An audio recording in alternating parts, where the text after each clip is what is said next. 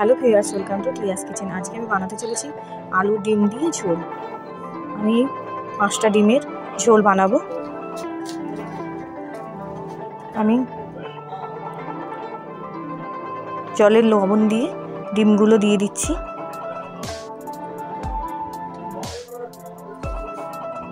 এবার এর মধ্যে আমি আলু কুচি দিয়ে দিচ্ছি।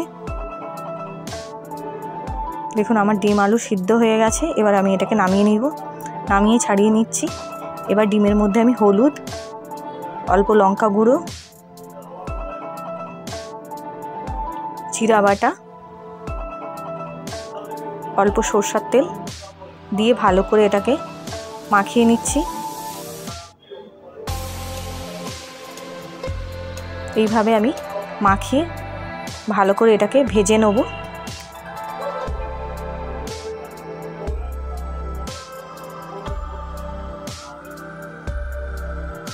এইভাবে বানিয়ে ভাজাটা খেতেও খুব সুন্দর লাগে।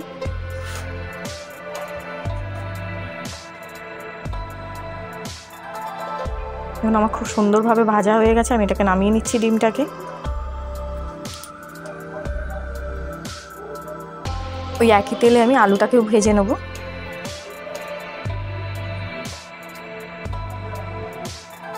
খুব সুন্দর করে আলুটা ভাজা হয়ে গেছে, আমি নামিয়ে নিচ্ছি। এবার আমি পেঁয়াজটা দিয়ে দিলাম। এর মধ্যে আমি গরম মশলাটা দিয়ে দিচ্ছি।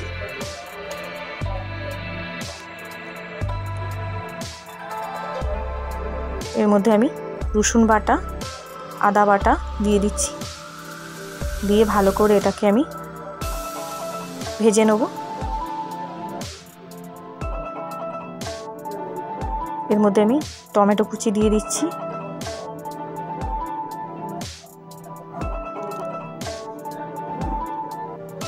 এর মধ্যে আমি 1 চামচ লঙ্কা গুঁড়ো আর 1 চামচ হলুদ গুঁড়ো দিয়ে দিচ্ছি।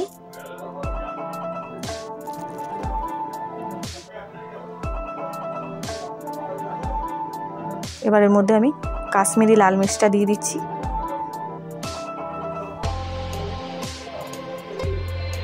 আপনারা চাইলে নাও দিতে পারেন, এমনি লঙ্কা গুঁড়ো দিয়েও করতে পারেন। এবার এর মধ্যে আমি জিরা বাটা, ধনা বাটাটা দিয়ে দিচ্ছি।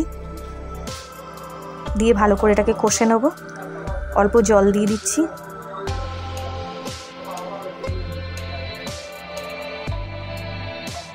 দেখুন জলটা ফুটে কমে গেছে, আমার মশলা থেকে তেলটা ছেড়ে গেছে, আমার মশলাটা কষাও হয়ে গেছে।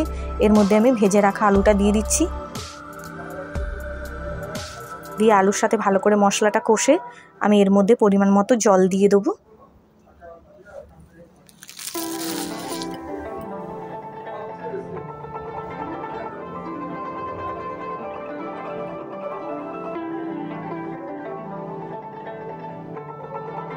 দেখুন ফুটে উঠেছে, আমি এর মধ্যে পরিমাণ মতো চিনি আর নুনটা দিয়ে দিচ্ছি।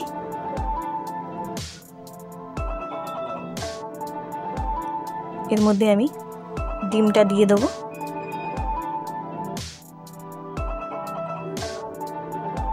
দিয়ে ওপর থেকে আমি চিজটা দিয়ে দিচ্ছি।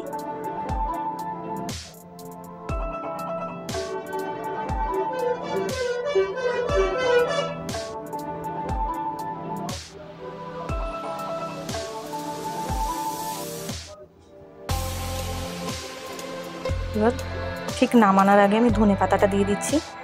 আমার এই ডিমের ঝোলের রেসিপিটা যদি ভালো লেগে থাকে আমার চ্যানেলটাকে লাইক করবেন, সাবস্ক্রাইব করবেন, পাশে থাকা বেল আইকনটা টিপে দেবেন। ধন্যবাদ।